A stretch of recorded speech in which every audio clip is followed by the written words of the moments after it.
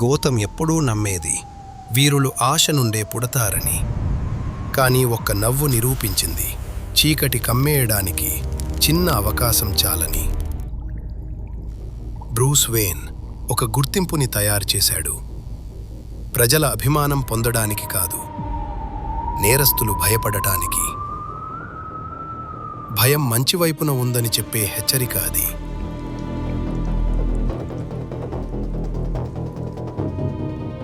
కానీ కొంతమంది దేనికి భయపడరు, సావుకి కూడా.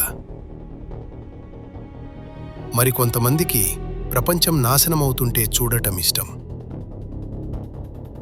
జోకర్ గోథం నగరాన్ని నాశనం చేయలేదు, నగరాన్ని నిలబెట్టే నమ్మకాలపైనే దెబ్బ కొట్టాడు.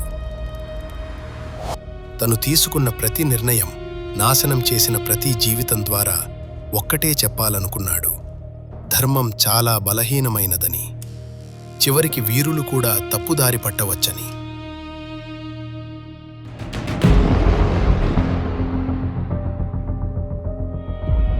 మనమిప్పుడు ఒక కీలక దశలో ఉన్నాం.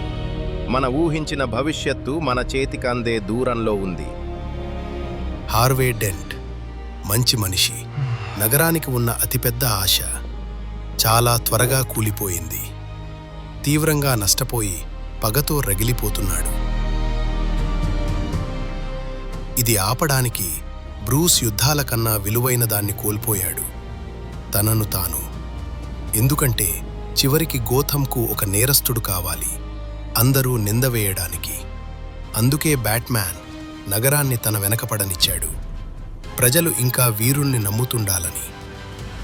అతనే శత్రువుగా మారాడు. గోథం అలా మారాల్సిన అవసరం లేకుండా.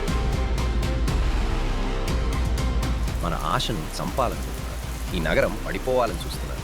కానీ మనం వాళ్ళు ఊహించిన దానికంటే బలమైన వాళ్ళు. ఈ రాత్రి మనం తలవంచాం.